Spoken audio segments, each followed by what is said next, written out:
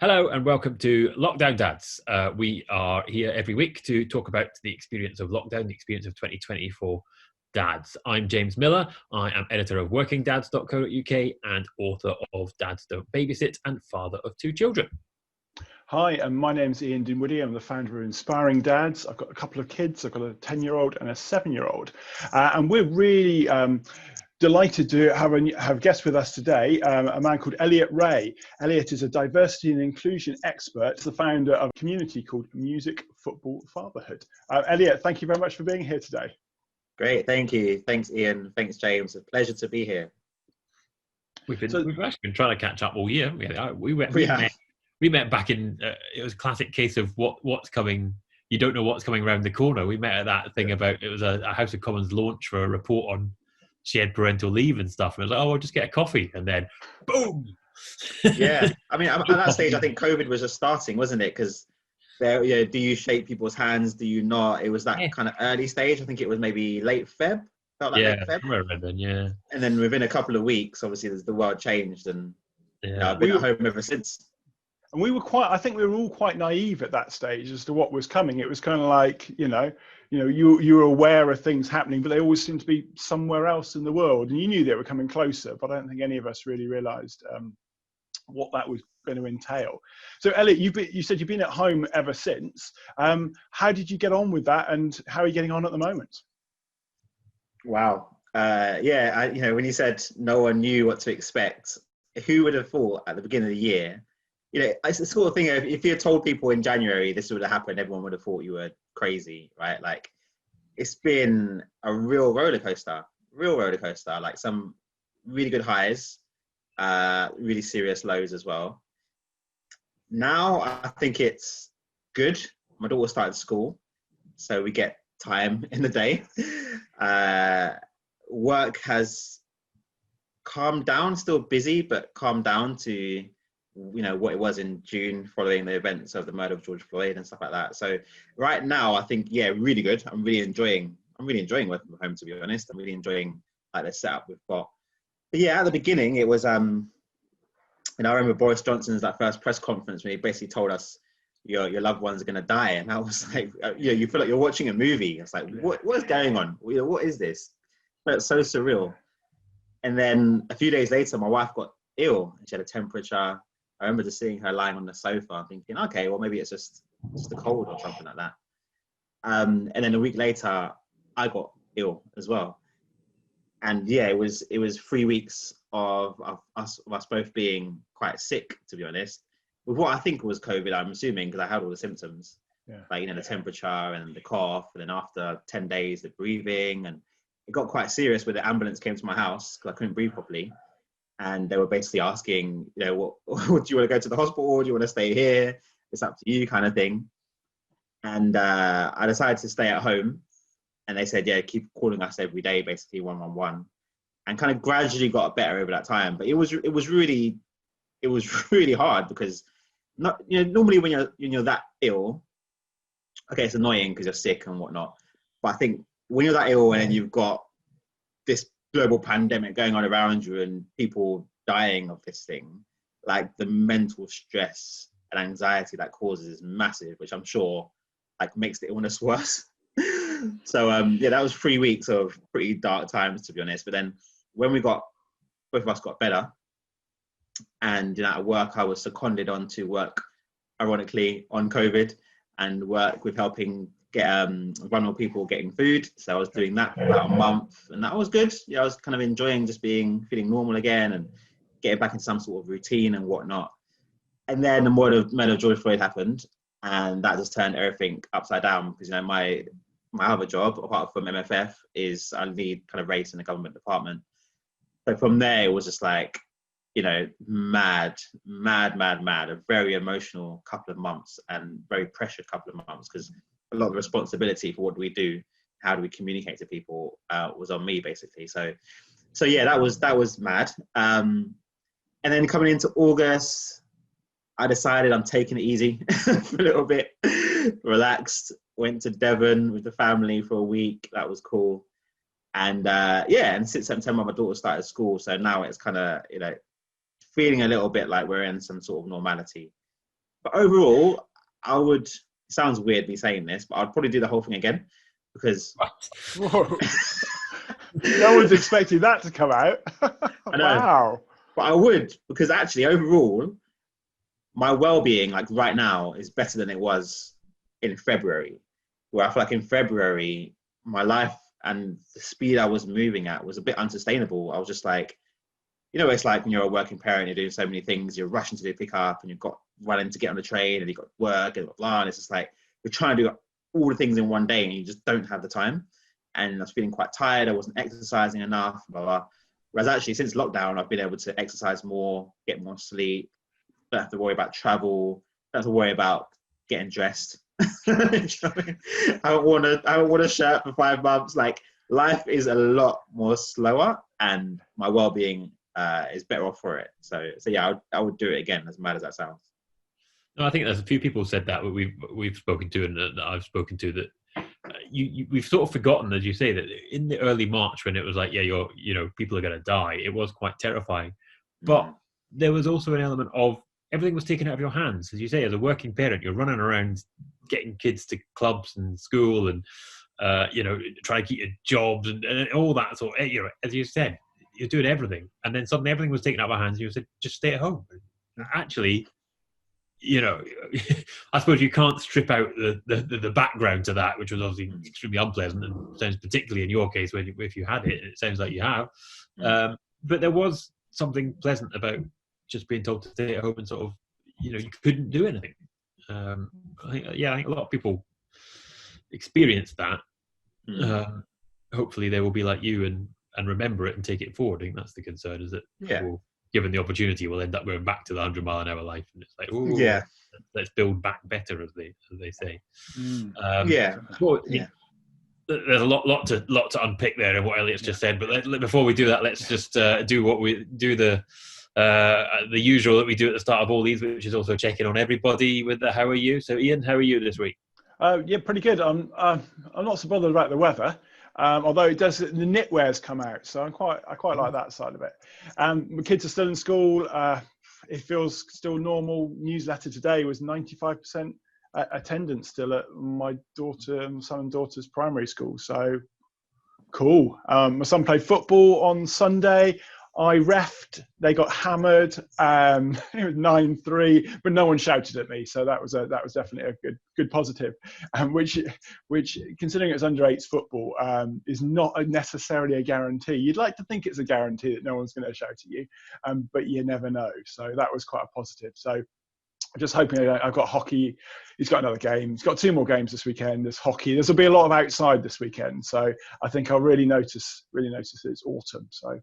But yeah, we're all fitting well. So yeah, in that case, it's good. It's good. And what about you, James? How are you this week?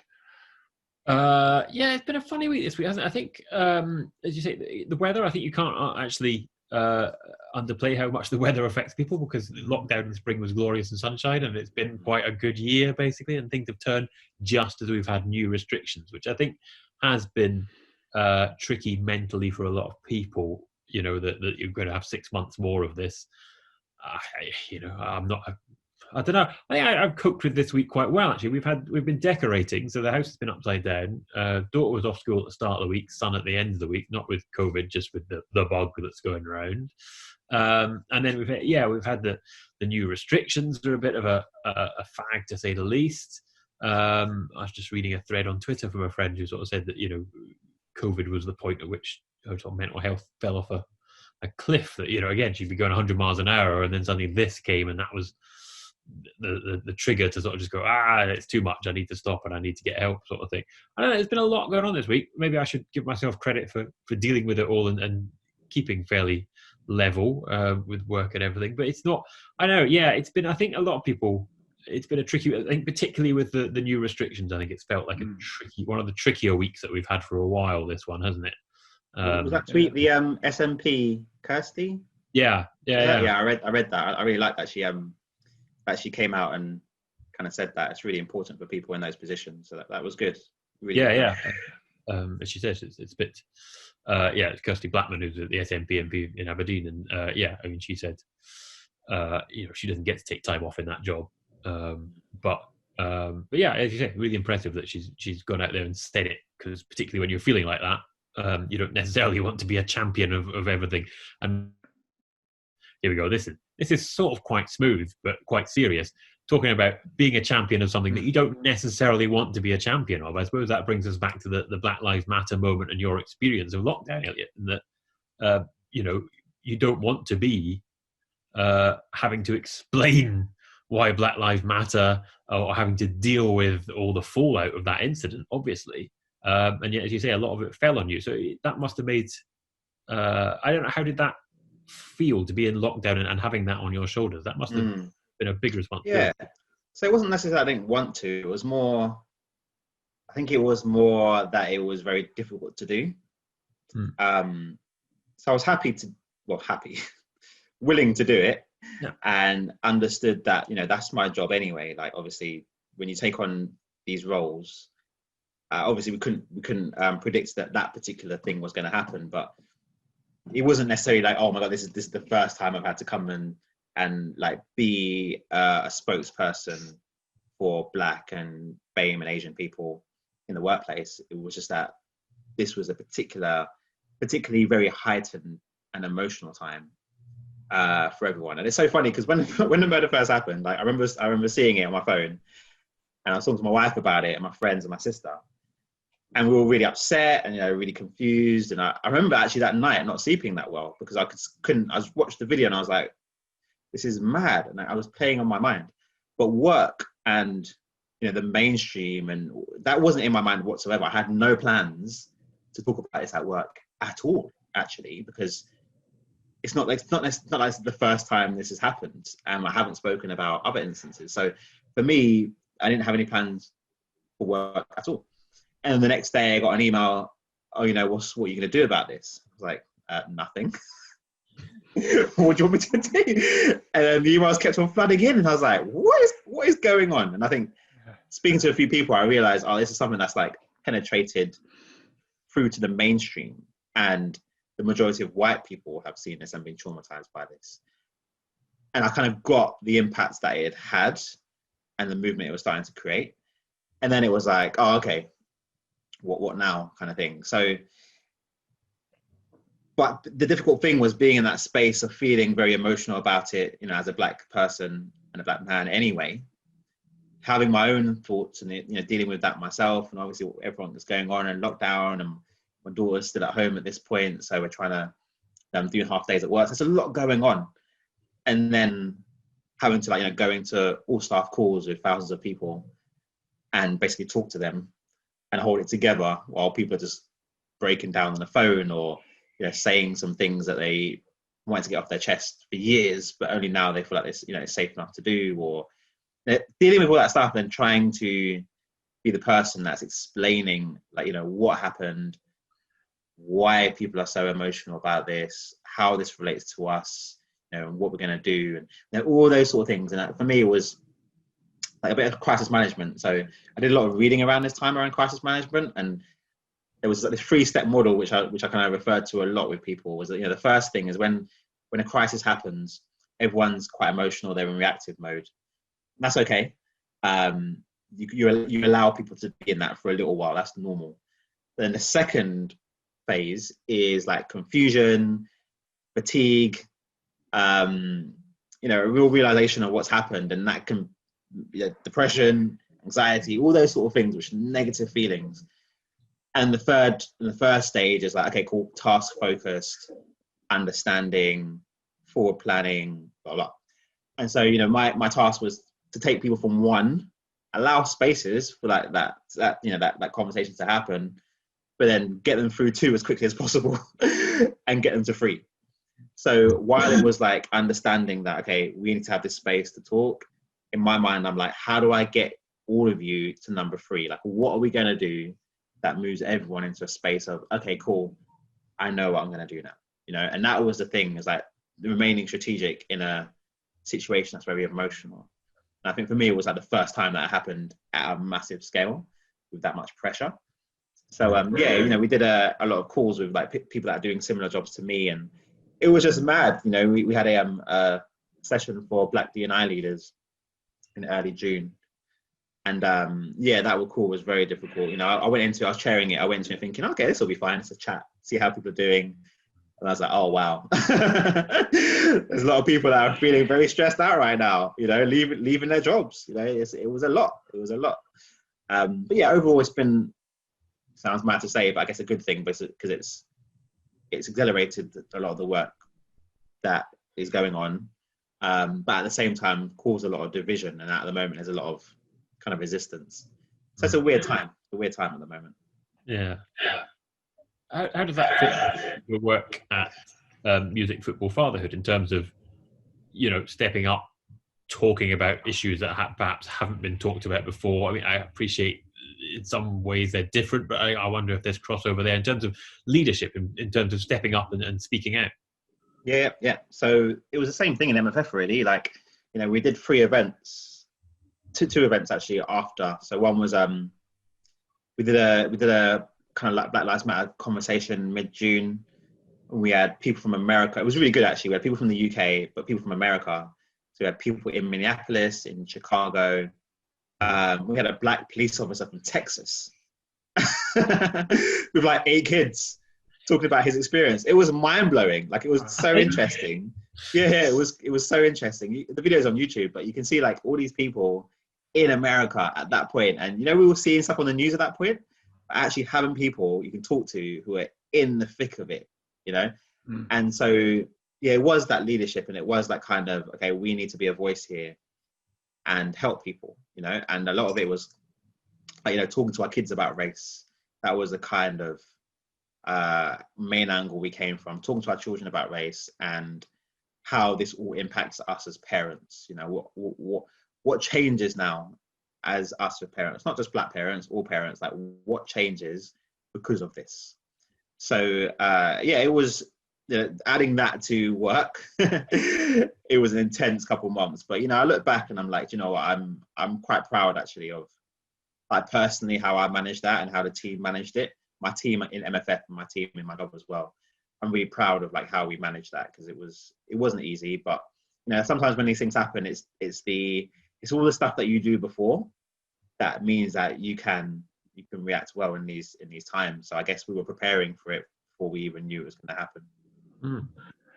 And in terms of the path to MFF, you talked about the foundations and that sort of thing. You tell us a little bit, Elliot, about how you came to set it up in the first place. Yeah, sure. So 2015, my daughter was born. And obviously life changes from having all the free time and all the sleep and all the money to having very little and all of those things. And I think for me, I've always been a creative person. I've always wanted an outlet to like express myself. I met my wife in a band, so I've always been doing like something creative. And I knew that when I became a parent, I'll still carry on stuff, but obviously it will get a bit harder. So after kind of 3 months of my daughter being born, I started writing. It was on New Year's Day, actually, 2016. And I was writing, I guess, from a perspective of a new dad who was just trying to get used to fatherhood. But also like with the backdrop of, a really difficult birth for us. We had a long time in intensive care, and my daughter was quite ill. It was quite touch and go. She had an infection called strep B. So my wife was in a lot of trouble as well, lost a lot of blood, and it was a very traumatic birth, basically. And we spent a lot of time in hospital and had to have MRI scans and all this sort of stuff. And we didn't really have the space to like kind of really understand that and break that down. And so we just went home. And then going home, being traumatized from, a near-death experience, to then just being a new dad and just thinking, what the hell, like I need an outlet. So I just kind of started writing.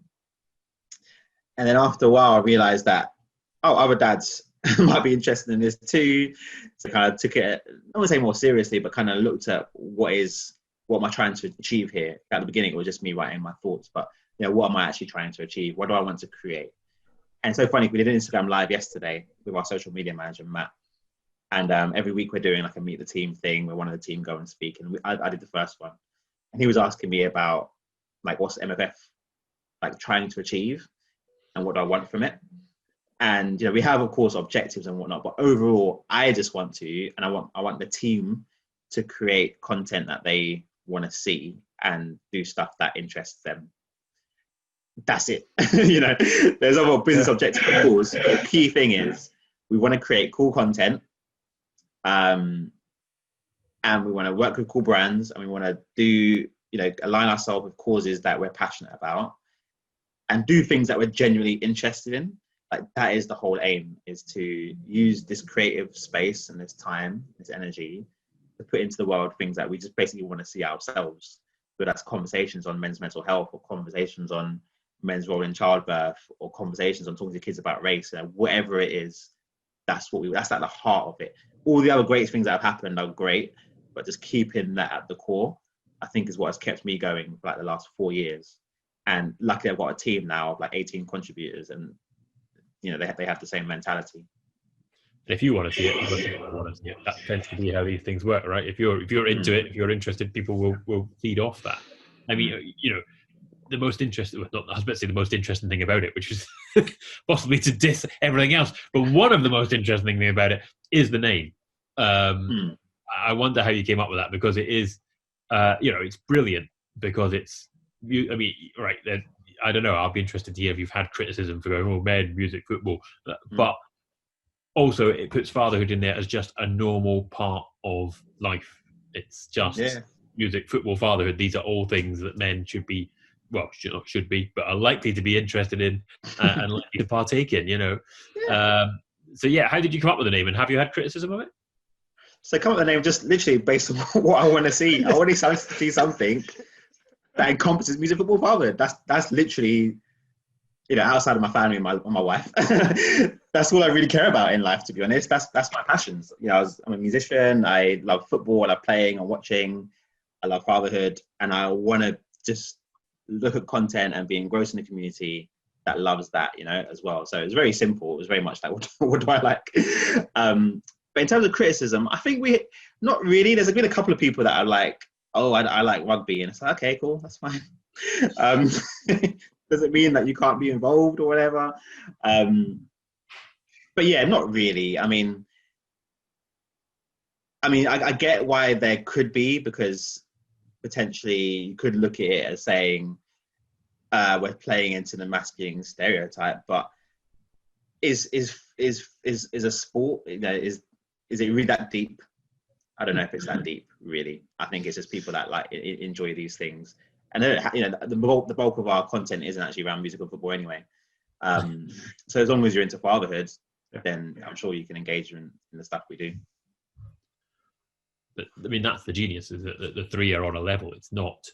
I don't want to bring up other websites because we've probably had other contributors who have websites who are very dad focused, but this is just, fatherhood is just a part of life. It's not, it's just one thing amongst many of your identity, but it is part of your identity and shouldn't be left behind. I think that's the clever bit about it. I was just curious, Elliot, how it's changed, or has it changed? You're creating content that you really enjoy and the contributors really enjoy. I was just curious as to whether the emphasis has changed over time. You said less about the music and the football, but I wondered how it had developed. I guess it's bound to have developed in some form or other. Yeah. I think it's like anything you do, you kind of realize what you enjoy doing, maybe what you're good at, what resonates with your audience, where you can make an impact as well. So there's particular areas where we know we have a voice and we can influence. So, obviously the fatherhood and the workplace stuff, and that links in with my day job around diversity anyway. So, really making an impact in that space, which I kind of think I didn't necessarily force that. I think it kind of came to me through business in the community and the Equalise report that we did. I was helping to launch in 2018, I think it was. So, and then getting involved in more of that, and we were doing engaging dads workshops at the beginning of the year, where we were going around talking to different organizations about about how they can be more inclusive to fathers in the workplace and stuff like that. So that's one aspect we've kind of got more into. Actually around diversity in football as well, and gender equality in football. So we've done work with like Arsenal. We had an event where we had people from Watford Football Club and Lewis FC and QPR there. So we did an event in July around kind of the future of football for families and stuff like that. And then we're due to do an event with QPR. We were supposed to go to the stadium and do an event with one of my boyhood heroes, Les Ferdinand, but obviously we have to wait until we can get back out in the stadium. But yeah, making an inroad in football from a father's perspective is something that we have kind of a voice, we're having a voice in. And then I'll say there's stuff around mental health and being able to facilitate and have conversations about that. And I think we're kind of stepping into or in that space a lot more. And then probably race as well. You know, we've got contributors and followers from all different backgrounds, but I would say half of our contributing team, just over half, are Black. So being able to represent like that diverse range of fatherhood is something that we really pride ourselves in too. So, you know, when I think it started, we were just doing a little bit of everything, and now it's sort of like, oh, actually, these are some of the main topics we want to talk about, and then understanding like how to do it as well, getting better at creating content, whether that's through Instagram or, you know, the live events we were doing, or social media, or the blog, or, you know, just refining that and getting a bit better. So it's like constantly evolving, always changing. And sometimes it depends on the context of what's going on as well, and what the latest thing happening is. It's impressive that you're trying to do stuff as well. I think that's something certainly I'm finding, and I don't know if Ian's finding the same. And given the things you're talking about, this is particularly apt. I mean, you know, on working dads, we're thinking about the effect that lockdown has had around dads in the workplace, around flexible working, and then it's like, how do we effect change? It's not just talking about it. It's going, right, this is something people are interested in. How do we affect change? I mean, the football one is also obviously going to be interesting because there's not going to be any football clubs next year, it seems. So a pretty terrifying scenario for football clubs at the moment. I'm laughing out of fear more than anything else, because if I ran a football club, I'd be absolutely bricking it looking at the season ahead. But yeah, there's going to be lots of actions required going forward. It's impressive that it's not just a talking shop and you're looking to do stuff with it. Yeah, I think I mean, I get sometimes I get a bit frustrated. I understand that there is a need to commentate and stuff like that, but with everything in life, sometimes it's easy to commentate, you know, like getting your hands dirty and doing stuff, and then you realize how hard change is, you know, and then maybe you're kind of less critical of people trying to do stuff. And it's so funny, actually, like MFF at the moment, you know, it takes on a life of its own, and it's bigger than me. But I remember at the beginning when we first got like exposure through the media and whatnot, and people would talk about MFF like it was the BBC, like it was this big corporation, and why aren't they doing this, or why aren't they doing that? And I'm just thinking, mate, do you know, it's just me at home with my laptop. Like, seriously, like I'm no different than you. Literally, we are the same. I do not have two heads. And I think it's, you know, it's an important point you make, James, about like all of us, you know, being in the thick of it and seeing what we can do to actually make change. Obviously, as well as advocating and campaigning for certain things too. But getting our hands dirty, that's the only way we're going to get things done.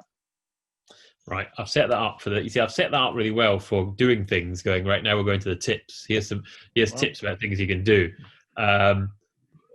But my tips are about biscuits. So, you know, I don't know if that's really, I've kind of set that up. I'm going, oh yeah, it's really good to make change. Let's have some tips to change things. And you know, my tip is I'll tell you what my tip is. I'll alter my tip and make it about match of the day. That was one of my backup tips, because one of my tips for new parents, particularly of young children, is well, now get yourself the iPlayer, because apparently match of the day is on the iPlayer from midnight on the day of the match.